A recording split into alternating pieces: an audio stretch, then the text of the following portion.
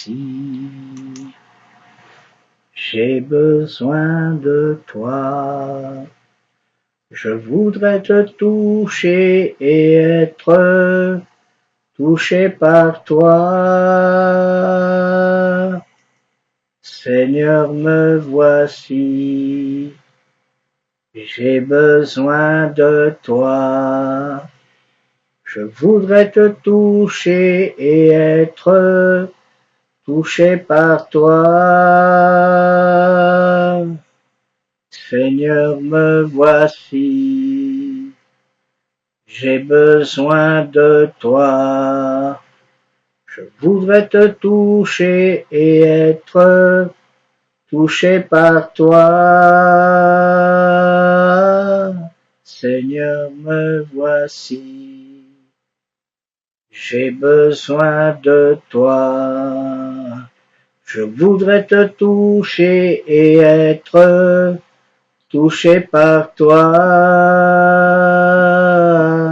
Seigneur, me voici. J'ai besoin de toi. Je voudrais te toucher et être touché par toi. Seigneur, me voici. J'ai besoin de toi. Je voudrais te toucher et être touché par toi. Seigneur, me voici. J'ai besoin de toi. Je voudrais te toucher et être touché par toi. Seigneur, me voici. J'ai besoin de toi. Je voudrais te toucher et être touché par toi. Seigneur, nous voici. On a besoin de toi. Nous voulons te toucher et être touché par toi. Seigneur, nous voici. On a besoin de toi. Nous voulons te toucher et être touché par toi.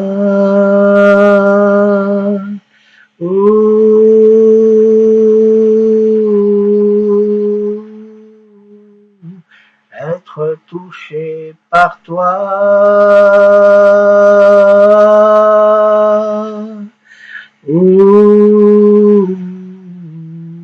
On veut être touché par toi.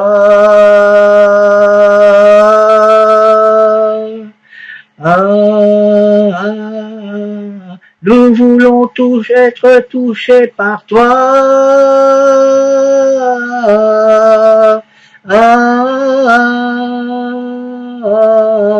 On veut être touché par toi.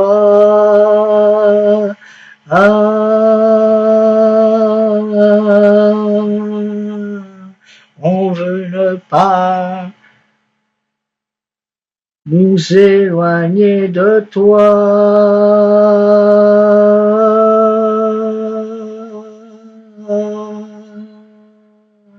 On ne veut pas s'éloigner de toi.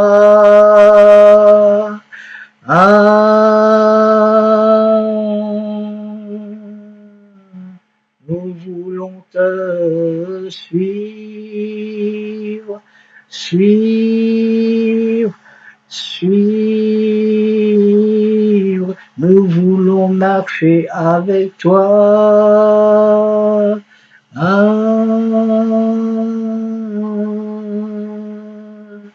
Nous voulons suivre tes pas.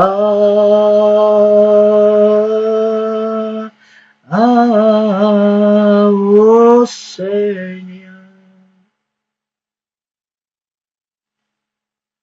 Oh Seigneur. Encore une journée où nous sommes ensemble, où nous marchons ensemble, où tu nous tiens la main, pour nous éviter de tomber dans des pièges. Si nous décidons de garder ta main, et que c'est toi qui nous conduises, Seigneur, par ton Fils Jésus et par le Saint-Esprit qui est en nous et avec nous. Si nous te laissons toute la place, alors nous avançons de gloire en gloire.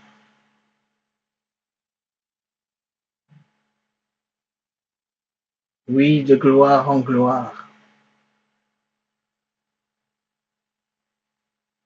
Tu es bon, Seigneur.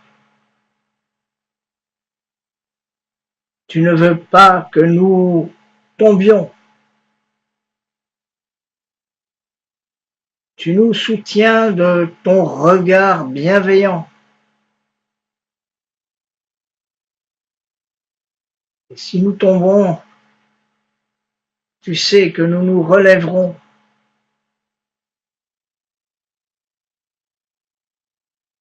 Sous ton regard bienveillant. Mais tu ne veux pas que nous tombions. Ceux qui tombent sont des enfants, les petits bébés jusqu'à 2 ans. Mais une fois que nous grandissons, nous devons être stables et être en équilibre sur nos jambes pour te servir, Seigneur.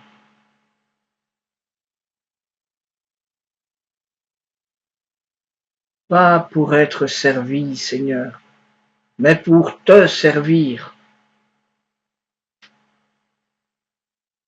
Et c'est tous les jours ce que tu veux nous dire. C'est tous les jours le combat que tu mènes pour nous. Parce que la prière, on la fait aussi en communion. Nous prions pour toi, Seigneur, et tu pries pour nous en même temps. Nous devons être convaincus que nous sommes ensemble à prier. Une équipe.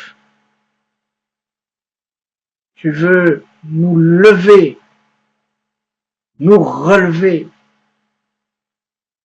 Seigneur. Combien d'entre nous se sentons seuls ou nous sentons seuls quand nous prions, en pensant que tu n'es pas là, alors qu'en vérité tu es là, tu nous écoutes, tu mets des mots dans notre bouche par ton Saint-Esprit. Moi, je ne fais que te remercier, Seigneur. Ce soir, je prie encore d'une autre manière. Je remarque que tu me montres qu'il y a plusieurs manières de prier, pas toujours les mêmes formules. Ce soir, tu me dis que nous prions ensemble, pas seulement les frères et les sœurs ensemble, mais toi avec nous. Et cela, nous l'ignorons.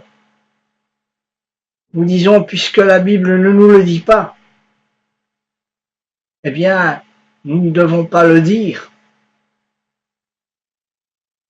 Oui, tu pries pour nous auprès du Père Jésus. Seigneur Jésus, tu pries pour nous, tu intercèdes pour nous auprès de ton Père, de notre Père. Ça, c'est écrit dans la Bible. Mais moi, je prétends que tu pries en même temps que nous, que tu nous soutiens dans nos prières. Et si nous pouvons le croire par notre foi, à ce moment-là, cela peut nous aider dans la prière.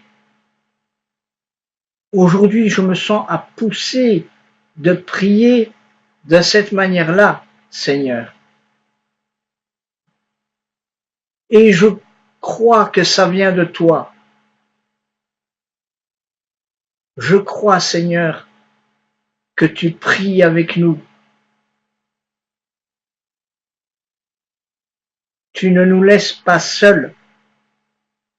Tu nous accompagnes, chacun individuellement et tout le monde à la fois quand il s'agit d'un groupe de chrétiens comme dans les églises. On n'imagine pas, Seigneur, tout le pouvoir et toute la puissance que tu as. Nous nous basons trop uniquement sur ce qui est marqué et rien que ça. Nous ne laissons plus place à l'imagination ou à la vérité.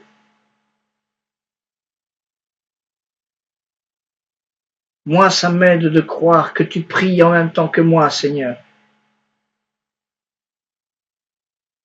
Que tu me permets de le montrer aux autres. Pourquoi toujours prier de la même manière?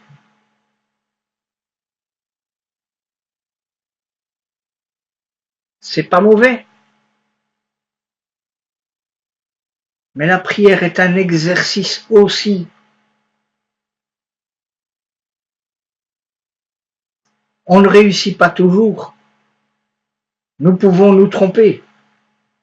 Mais nous pouvons avoir de grandes victoires dans la prière également.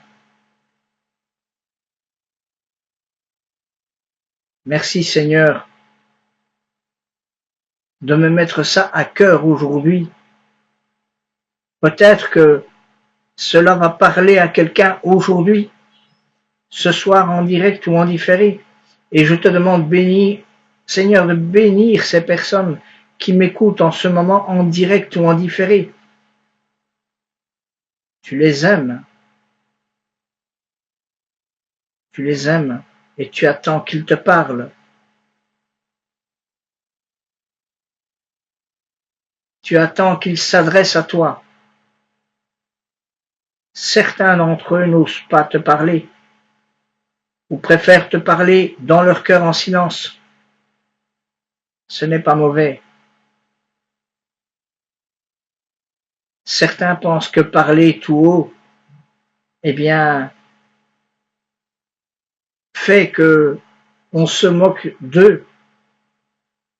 Eh bien, tant pis. Tant pis. On s'est déjà moqué du Seigneur. On peut se moquer de nous, c'est pas grave. Nous savons pourquoi nous le faisons. Nous savons surtout pour qui nous le faisons, Seigneur. C'est pour toi. Bénis mon frère, bénis ma sœur. Bénis leur famille, Seigneur. Sois attentif au moment où ils ont envie de venir vers toi, de te parler. Ça peut venir comme ça, d'un moment. Ils entendent une autre façon de prier et peut-être que ça va être un déclic pour eux, Seigneur. Et peut-être que tu vas leur répondre d'une manière ou d'une autre. Parce que tu es bon, tu es patient, tu es compréhensif, Seigneur. Et tu n'es pas exigeant avec les nouveaux convertis ou ceux qui cherchent à se convertir. Et nous te remercions, Seigneur. Et c'est ainsi que j'ai prié ce soir, au nom puissant de Jésus-Christ, notre Seigneur et notre Sauveur. Amen. Bonsoir mes frères, bonsoir mes sœurs, que le Seigneur vous bénisse.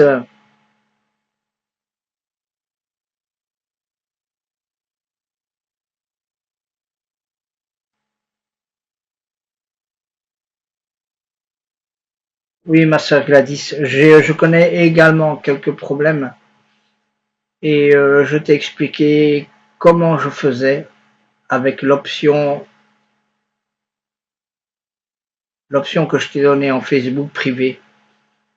Et le pasteur remet ensuite les vidéos en différé, les vidéos complètes. Mais nous en reparlerons. Que le Seigneur te bénisse, ma sœur Gladys. Nous allons commencer par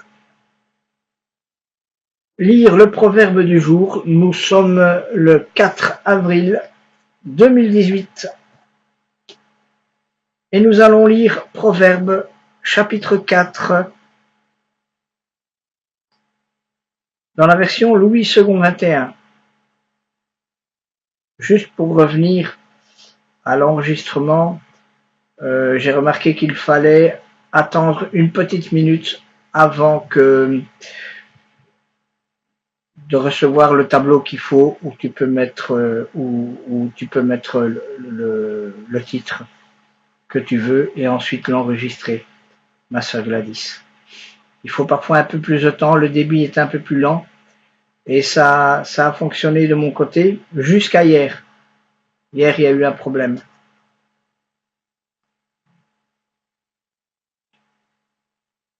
Proverbe chapitre 4. Écoutez, mes fils, l'instruction d'un père et soyez attentifs pour connaître l'intelligence, car je vous transmets un bon savoir. Ne rejetez pas mon enseignement. J'étais un fils pour mon père, un fils tendre et unique aux yeux de ma mère. Il m'enseignait alors et me disait, que ton cœur retienne mes paroles.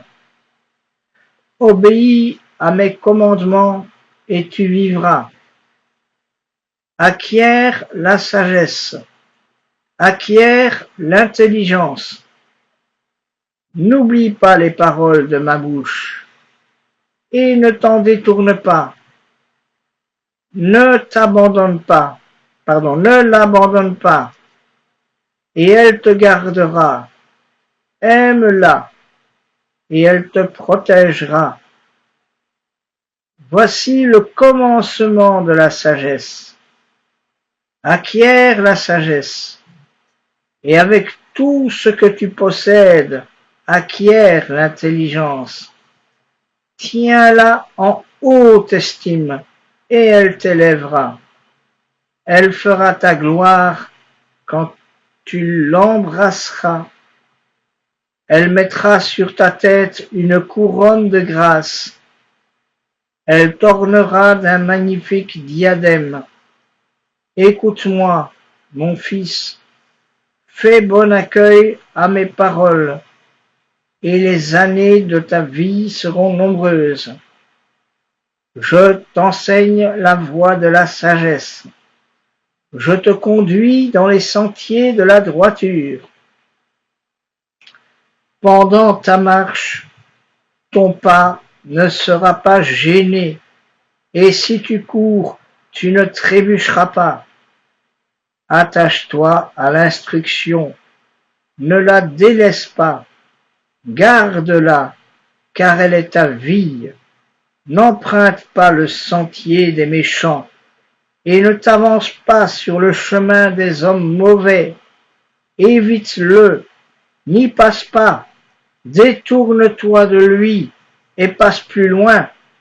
En effet, ils ne dorment pas tant qu'ils n'ont pas fait le mal. Le sommeil leur est enlevé s'ils n'ont pas fait trébucher quelqu'un. Oui, le pain qu'ils mangent, c'est la méchanceté. Le vin qu'ils boivent, c'est la violence. Le sentier des justes ressemble à la lumière de l'aube. Son éclat grandit jusqu'au milieu du jour. La voix des méchants ressemble aux ténèbres. Ils n'aperçoivent pas ce qui les fera trébucher. Mon fils, sois attentif à mes paroles, tends l'oreille vers mes discours, qu'ils ne s'éloignent pas de tes yeux. Garde-les au fond de ton cœur, car ils apportent la vie à ceux qui les trouvent, la guérison à tout leur corps. Garde ton cœur plus que toute autre chose, car de lui jaillissent les sources de la vie. Écarte de ta bouche la fausseté, éloigne de tes lèvres les détours. Que tes yeux regardent bien en face, et que tes paupières se dirigent droit devant toi. Fais une route droite pour tes pieds, et que toutes tes voies soient bien sûres. Ne dévie ni à droite ni à gauche, et détourne ton pied du mal. Amen.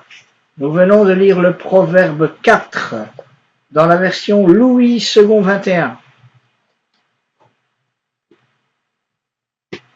Nous prenons maintenant le Nouveau Testament dans la version Parole vivante, qui est la transcription dynamique du Nouveau Testament. Et nous allons lire ce soir 2 Corinthiens chapitre 8.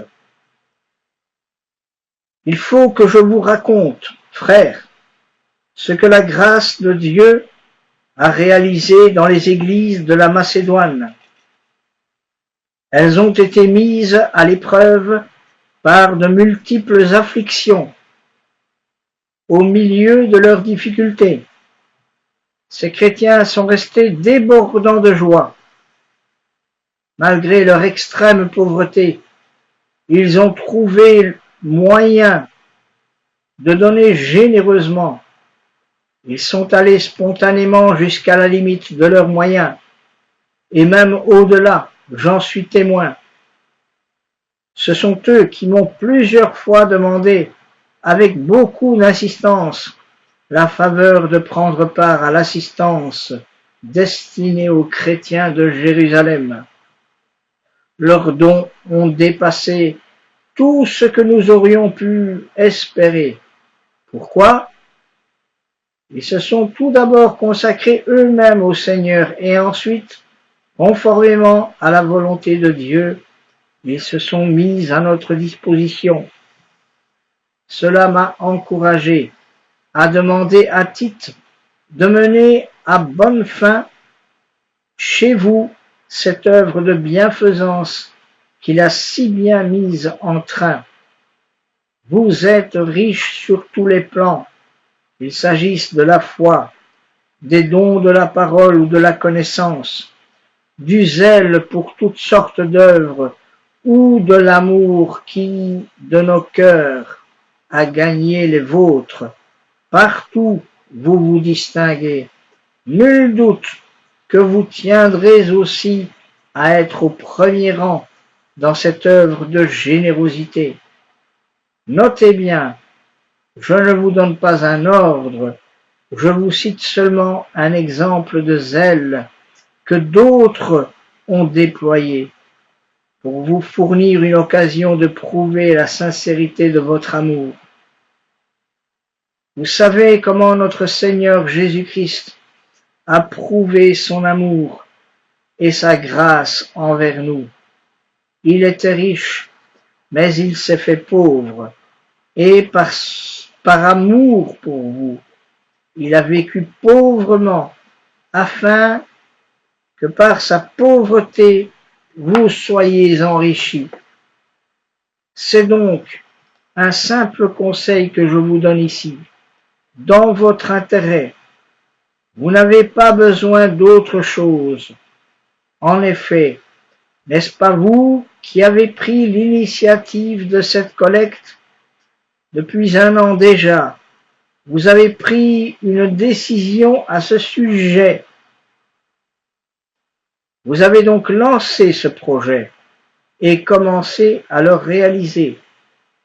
Achevez donc à présent votre œuvre commencée, apportez à la terminer, selon vos moyens, l'empressement que vous avez mis à la décider. Lorsqu'on donne de bon cœur selon ses moyens, Dieu se réjouit, et le moindre don lui est agréable. Nul ne peut donner plus que ce qu'il a, et Dieu ne mesure pas notre générosité à ce que nous donnerions si nous possédions davantage. D'ailleurs, il n'est pas question de vous réduire vous-même à la gêne pour que d'autres soient soulagés. Il s'agit simplement d'équilibrer les situations suivant le principe de l'égalité. Aujourd'hui, vous vivez dans l'abondance. Votre superflu peut donc subvenir aux besoins de ceux qui sont dans le dénuement. Un jour, leur superflu pourrait pourvoir à vos besoins. Ainsi s'établit l'égalité, suivant cette parole de l'Écriture. Celui qui avait ramassé beaucoup de manne n'avait pas de superflu, et celui qui en avait ramassé peu ne manquait de rien. Je remercie Dieu d'avoir inspiré à Tite tant de sollicitude pour vous. Il porte, autant que moi-même, le souci de votre bien. Il a immédiatement accepté de se rendre chez vous lorsque je le lui ai demandé. Mon intervention n'aurait même pas été nécessaire, tant son désir de vous servir est pressant. C'est donc de plein gré, comme de sa propre initiative, qu'il se rend chez vous. Nous envoyons avec lui le frère qui est apprécié partout comme prédicateur de l'Évangile, et dont l'activité missionnaire est connue dans toutes les églises. Il a de plus été choisi par le vote unanime des églises pour être leur délégué et notre compagnon dans les voyages que nous devons entreprendre pour porter le produit de la collecte à Jérusalem. C'est à la gloire du Seigneur lui-même que nous voulons accomplir cette œuvre de grâce, et pour montrer par là notre souci des autres.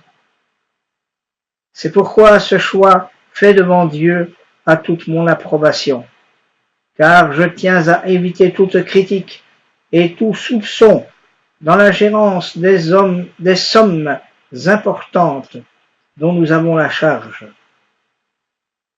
Je prends toutes ces précautions, car j'ai à cœur d'avoir une conduite irréprochable, non seulement devant le Seigneur, mais aussi devant les hommes. Nous leur adjoignons un autre frère, dont nous avons eu bien des fois, et en maintes circonstances, l'occasion d'apprécier le dévouement.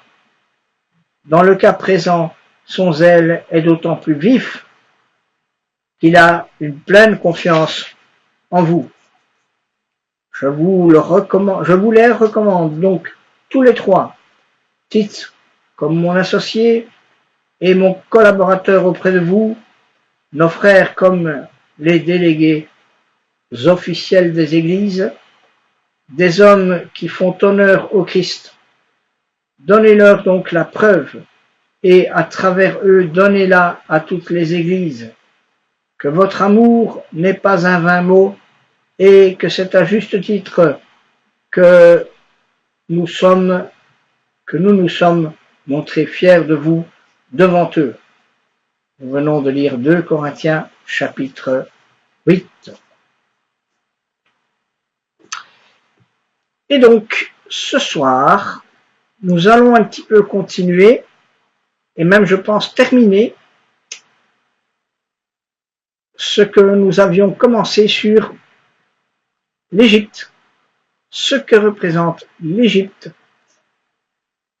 pour nous, chrétiens, nous avons donc vu en gros que l'Égypte est un lieu où nous sommes toujours occupés à satisfaire nos besoins, à faire tout ce que nous voulons, à aller dans tous les plaisirs de toutes sortes, à s'engouffrer dans du travail sans cesse, dans des plaisirs qui nous font oublier un instant, et pas seulement un instant, parce que tout commence par un instant, mais cela devient une habitude pour chacun de nous d'oublier le Seigneur. Et même ceux qui connaissent Jésus-Christ, eh bien, se laissent envahir, englober par toutes ces personnes, par le monde dans lequel nous vivons et qui, on peut dire, est l'Égypte, puisque nous restons dans cela, et plus nous restons en Égypte, ou nous retournons en Égypte, plus nous nous éloignons du Seigneur. Et nous étions donc dans Ésaïe chapitre 19, et nous avions lu tout le verset dans le français Louis II 1910, dans la Bible Louis II 1910, et il nous restait à lire la version du français courant à partir du verset 16. Un jour, les Égyptiens feront penser à des femmelettes. Ils trembleront de peur quand le Seigneur de l'univers les menacera en agitant le bras. Alors vous savez, il y a plusieurs manières d'agiter le bras, je vous l'ai montré hier. Ça c'est plutôt sympathique, mais ça c'est autre chose quand le Seigneur fait ce signe-là. Bien sûr, ce n'est qu'une image, parce que nous ne voyons pas le Seigneur faire cela. Mais combien de fois il le fait gentiment pour l'instant. Mais le jour où il dira c'est assez, eh bien la main va s'abattre, va punir. Et les Égyptiens, eh bien, ressembleront à des femmelettes qui auront peur de tout, qui trembleront.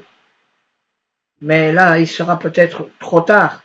Ce sera peut-être un des derniers avertissements. On dit qu'on peut venir jusqu'au dernier moment au Seigneur.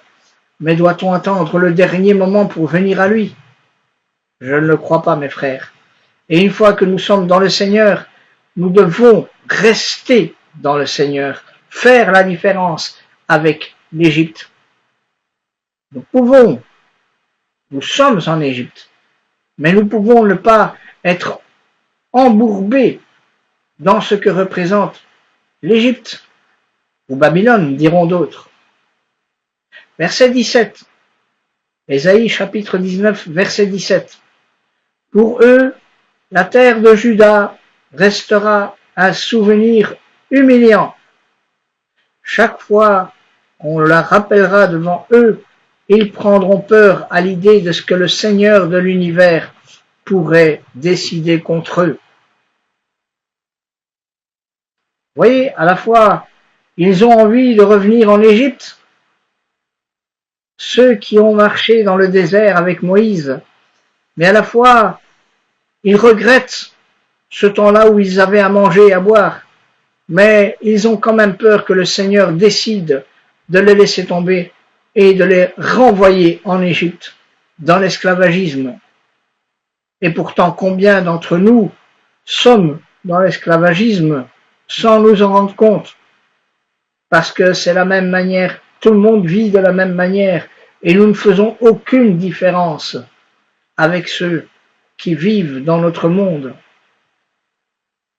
Nous devons nous différencier Dieu, nous devons nous différencier d'eux.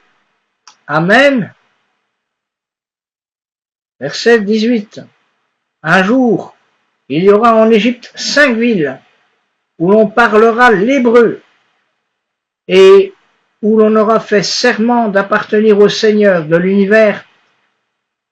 le nom de l'une d'elles sera ville du soleil. Alors là, je vais revenir sur le verset Louis II 1910, qui est un peu plus explicite. En ce temps-là, il y aura 5 villes au pays d'Égypte qui parleront le langage de Canaan et qui jureront par l'Éternel des armées. L'une d'elles sera appelée ville de la destruction. Donc là, ville du soleil, à mon avis, veut dire la ville où le soleil sera tellement brûlant qu'il y aura des grosses brûlures, des gros coups de soleil, des gens qui vont cramer parce que ils n'auront pas su se mettre à l'abri du Seigneur, parce qu'ils resteront, ils seront restés dans le péché. 4 villes sur 5 auront été fidèles à ce que le Seigneur attend d'eux. Mais la cinquième ville sera une ville qui se distinguera dans le mauvais sens du terme. Verset 19. Un jour, il y aura au centre de l'Égypte un autel dédié au Seigneur et une pierre dressée en son honneur à la frontière du pays. Souvent nous disons que nous ne devons pas faire de Dieu une image.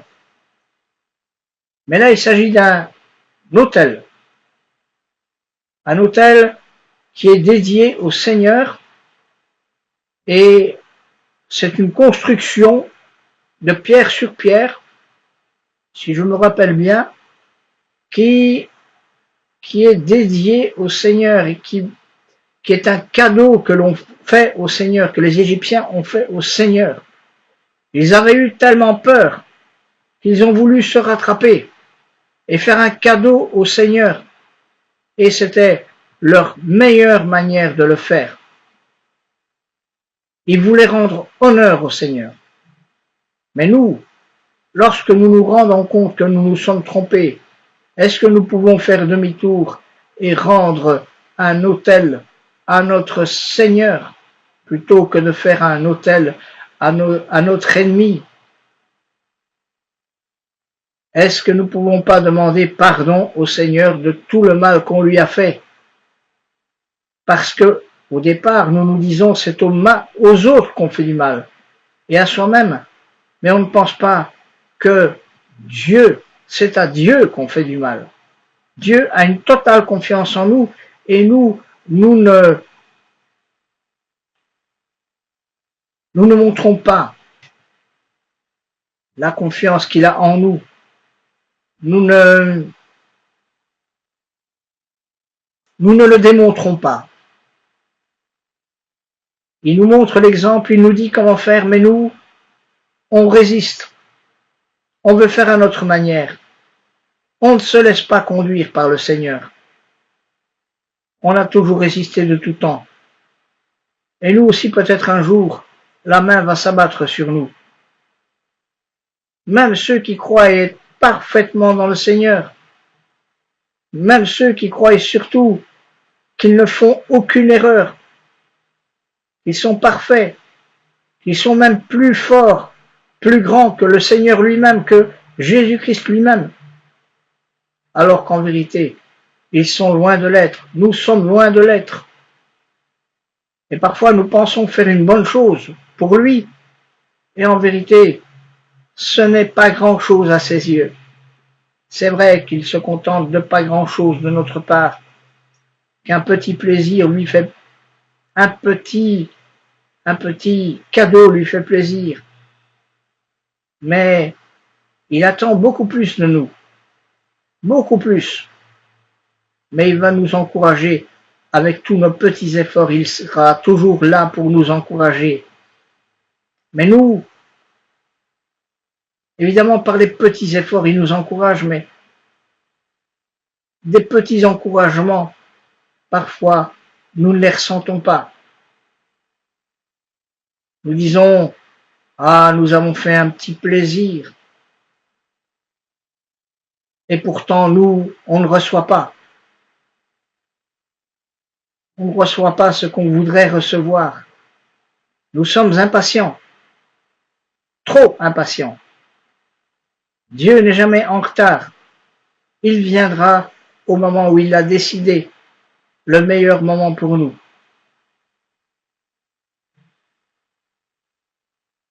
Verset 20. Ce sera un signe attestant que le Seigneur de l'univers est présent en Égypte.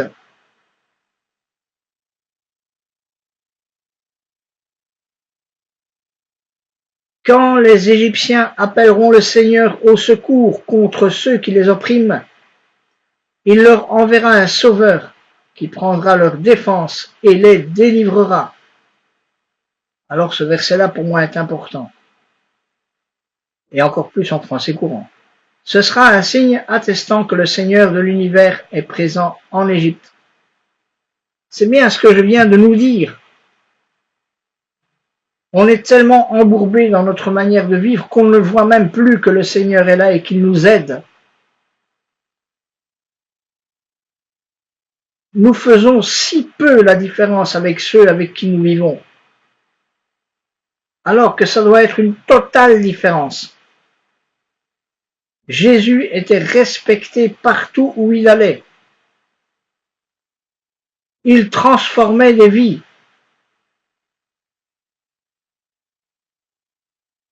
Les démons quittaient les corps. Dès son approche, ils s'en allaient dans les cochons, et les cochons tombaient dans le fleuve. Mais n'oublions pas que si les esprits allaient dans les cochons, et que les cochons allaient dans les fleuves, n'oubliez pas que l'esprit, les mauvais esprits, c'est pas les mauvais esprits qui étaient noyés, parce que eux, ils se sont échappés, et donc toujours présents. Eh bien nous, c'est la même chose. Nous, c'est la même chose. Nous faisons tellement peu de différence par rapport à ceux avec qui nous vivons. Nous rigolons même parfois avec les blagues salaces des autres. Nous nous moquons des autres. Nous rigolons avec des choses qui devraient nous faire pleurer parfois. On fait de l'humour. On rigole aux humours de certains humoristes. De certains humoristes et même de certains dessinateurs qui se moquent d'une religion ou de l'autre, sans se rendre compte que cela peut provoquer de graves conséquences dans le terrorisme. Quand les Égyptiens appelleront le Seigneur au secours contre ceux qui les oppriment, il leur enverra un sauveur qui prendra leur défense et les délivrera. Là, ma question est, est-ce que Ésaïe pensait déjà à Jésus-Christ? Quand il dit, quand les Égyptiens appelleront le Seigneur au secours contre ceux qui les oppriment, il leur enverra un sauveur. Jésus est appelé notre sauveur. Il prendra leur défense. Jésus prend toujours notre défense et il les délivrera. Jésus est celui qui délivre. Amen. C'est ce que j'avais dit hier. Évidemment, la Bible ne nous le dit pas précisément que là, Ésaïe parlait de Jésus-Christ. Mais rappelons-nous que dans Ésaïe 53, me semble-t-il, si je me trompe, eh bien, il a reparlé de Jésus encore plus précisément. Donc, il n'est pas impossible que là, déjà, l'ombre, la présence de Jésus était déjà là dans ce verset 20 de Ésaïe chapitre 19. Verset 21. Alors le Seigneur se révélera aux Égyptiens. Ceux-ci le connaîtront et l'adoreront par leurs sacrifices et leurs offrandes. Ils lui feront promesse et ils les tiendront. Le Seigneur va se révéler suite à leurs cadeaux, suite à la construction de leur autel pour le Seigneur. Et ils vont le connaître et le reconnaître. Ils vont l'adorer. Ils vont leur faire des sacrifices au Seigneur et des offrandes. Ils vont lui faire des promesses et ils les tiendront. Donc c'est possible pour nous. Nous pouvons faire des promesses et les tenir au Seigneur. Mais le problème, c'est l'Égypte. Nous voulons retourner en Égypte. Nous voulons retourner à nos plaisirs. C'est pas gai pour certains de suivre la parole et de se conformer à la parole et de rester toujours mot à mot sur la parole. Ah oui, il y a des fêtes où nous n'allons pas. Il y a des boissons que nous ne buvons pas. Il y a des blagues où on se retire plutôt que de les écouter et de rigoler avec. Et à cause de cela, eh bien, on nous trouvera comme quelqu'un de bizarre, pas comme les autres. Et c'est nous qui serons vus, qui sommes vus comme des personnes spéciales. Les gens qui nous voient comme ça ne pensent pas à Jésus, non. Ils disent de nous, mais c'est un malade. Il n'est pas comme les autres. Il n'est pas très bien dans sa tête. Et certains, ça leur fait du mal parce qu'ils savent qu'ils sont vus d'une manière différente. Et ils préféreront replonger avec eux. Ils préféreront tomber dans le péché et revenir en Égypte plutôt que de continuer à suivre le Seigneur qui les emmène sur le chemin de Canaan. Ils ne tiennent pas bon. Il faut que nous tenions bon, mes frères et mes sœurs. Nous, je suis aussi dedans. Nous devons faire la différence. Que ceux qui ne connaissent pas encore le Seigneur sachent qu'à partir du moment où ils décideront de venir au Seigneur, ils vont être différents aux yeux de ceux qu'ils connaissaient avant ou maintenant. Ils devront ressembler à Jésus. Ils devront faire ce que Jésus faisait. Ils devront lire la parole et ils devront suivre l'exemple de Jésus. Sommes-nous sûrs que la plupart d'entre nous qui lisons la parole, qui lisons les 4 testaments, pardon, pas les 4 testaments, oulala,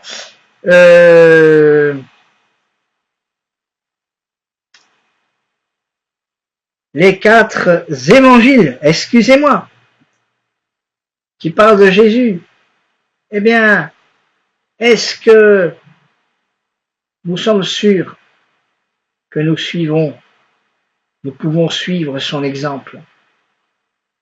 Combien l'ont suivi et quand c'était difficile, se sont séparés de lui. Beaucoup d'entre nous faisons la même chose. Alors certains s'en vont et puis reviennent. Ils font le yo-yo, ils font l'élastique, jusque quand l'élastique casse et ils ne savent plus revenir. Et là, ce sera trop tard.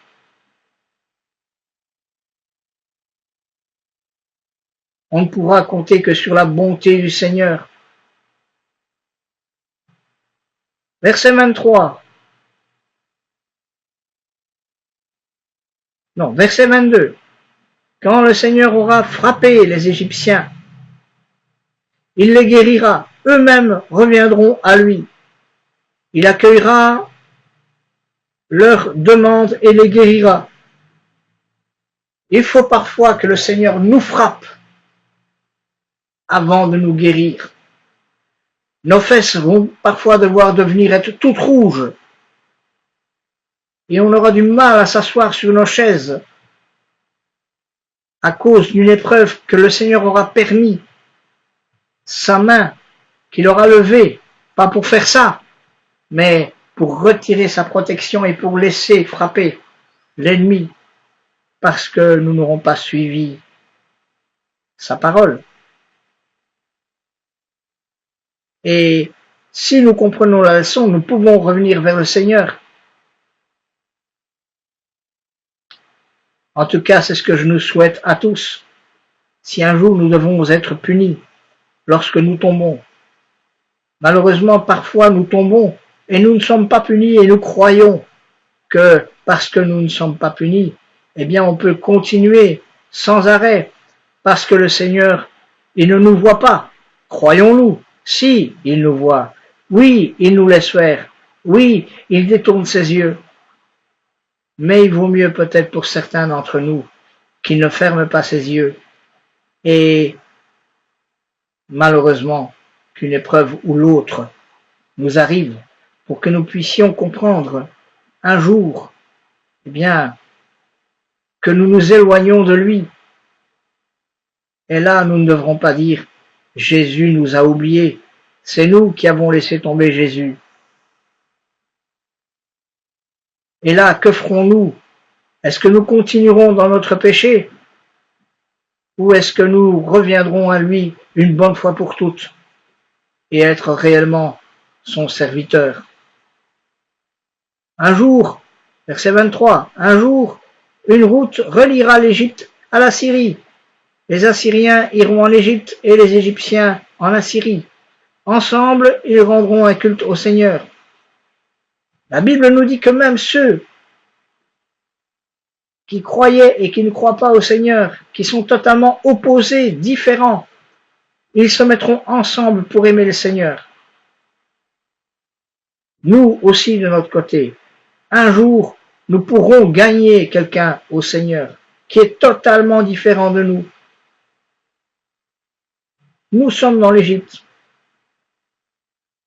mais une partie de l'Égypte, nous pouvons l'appeler et la faire venir sur le bon chemin par notre attitude, par notre différence, parce qu'on aura remarqué notre différence, parce qu'on nous posera des questions.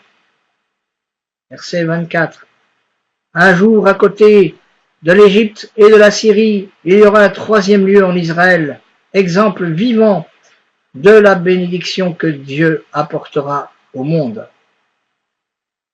Le Seigneur de l'univers bénira le monde en ces termes: je bénis l'Égypte, mon peuple, la Syrie, que j'ai créé de mes mains, et Israël, la part qui est bien à moi. Le Seigneur nous dit qu'il acceptera tous ceux qui viendront à lui, de toutes les nations. Il ne fait aucune différence. Frère, ma sœur, nous sommes tous en Égypte. Nous sommes tous dans des conditions difficiles.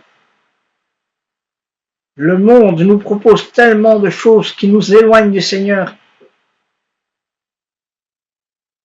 C'est à nous d'aller le rechercher. Il se cache, mais il veut que nous le cherchions, que nous le retrouvions, que nous l'aimions. Et il va nous mettre sur la bonne voie. Et laissons-nous conduire par lui. Et ceci terminera le message, cette fois-ci, concernant l'Égypte. Vous voyez, non, je ne vais pas le dire. Je ne vais pas le dire parce que voilà, je ne peux pas, je dois faire attention à ce qu'on peut dire. Sachez que Dieu peut nous parler. Dieu peut nous montrer des choses, quelle que soit d'une manière ou d'une autre.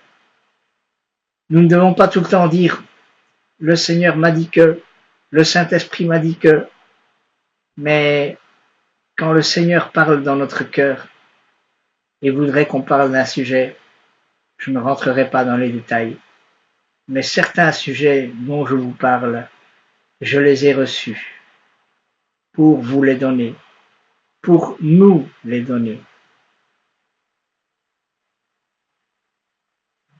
Il y a des messages très importants, il y a des hommes très importants et que parfois on n'arrive pas bien à comprendre.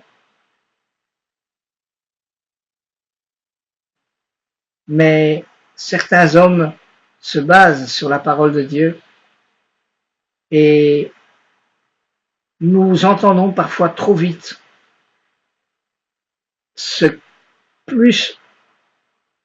nous entendons plus la parole donnée par l'homme de Dieu que le verset qu'il nous donne en même temps.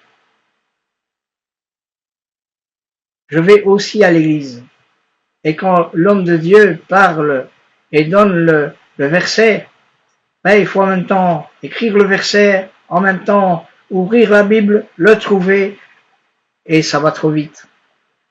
Alors on préfère fermer sa Bible, écouter, ce qui est parfois une bonne chose, mais alors si on ne note pas le verset et qu'on ne vérifie pas le verset après, lorsqu'on revient à la maison tranquillement, nous serons parfois choqués par ce que nous disent certains hommes de Dieu.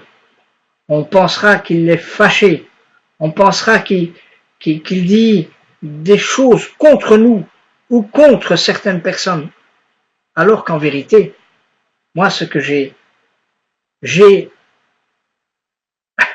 vais dire, le pasteur Marcelo Tunasi a été à CEPAC et il a fait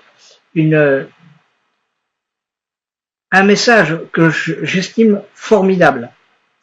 Et j'avais mis un petit message en dessous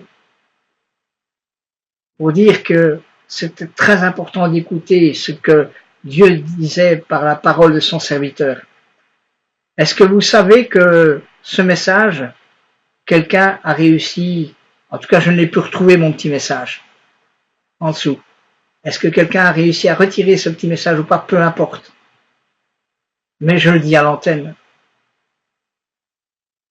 Il y a parfois des messages qui choquent très fort. Et c'est fait exprès pour nous remettre en question. Ce message disait que les hommes, notamment une petite partie, que certains hommes de Dieu ne s'intéressaient même pas à l'homme de Dieu de l'église qui est juste à côté de chez eux. On ne pense qu'à soi. Et je comprends que ça peut choquer. Mais la Bible en parle. Seulement, les hommes sont blessés parce que le pasteur a dit, mais ils ne vont pas aller vérifier dans la parole de Dieu. Et pourtant, c'est ça le plus important. Je vous dis à demain. Je vais laisser ma sœur Gladys intervenir sur l'antenne pour voir ce qu'elle a à nous dire de la part du Seigneur. Que le Seigneur vous bénisse. Désolé d'avoir été un peu long. Au revoir. À toi, sœur Gladys.